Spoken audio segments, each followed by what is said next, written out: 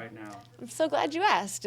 Well, I have gotten to talk to Bjorn for about 2 hours as far as the MMAAA goes. And I heard about what their plan is, and I think it's a good plan. Maybe not the one exactly that I would have chosen. And I'm also part of another group, the MMAFA, and their goal is to restore competition.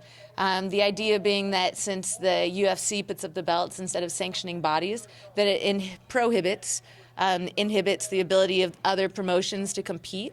And then also by signing with the UFC, I'm inhibiting my ability to compete with other women. So it just, in the same way that monopolies prevent competition, that the way that UFC or MMA in general, really, not just the UFC, it's all of them. It's Bellator. You can't fight in a different promotion for the belt. So just the idea that a restructuring of MMA is going to make everybody more money because the promoters can compete and then the different belt holders can bring their different belts and fight against everybody cross-promotionally. And so I'm part of that group as well. But really my main focus is the fighters. And so I want to find out how to get benefits for the fighters. I want to find out how to get health care. That's the number one most important thing.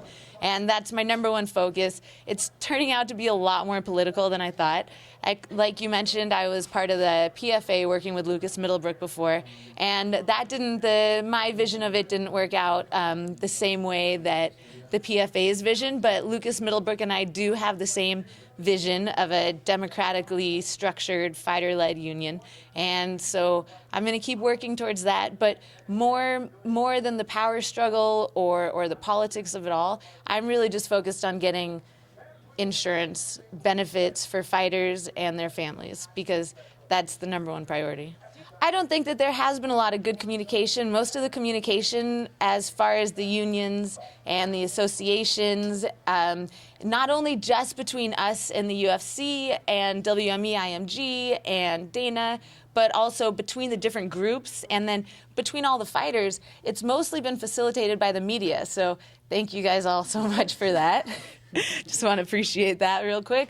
But we definitely need to open up more lines of communication, and that's one of the ideas between forming these groups. And then I'm personally, as an individual, really working on being as supportive of the other fighters as possible and opening up my ears and my eyes to pay attention and listen and learn as much about them so that I can relate to them. Because at the end of the day, we are the sport. We're the athletes of the sport. And so I feel, been prevented, not prevented as if someone else has done this to us, we've prevented ourselves from coming together and taking advantage of those opportunities in this day and age. 2016, we should be able to band together and get some basic rights as far as labor rights go.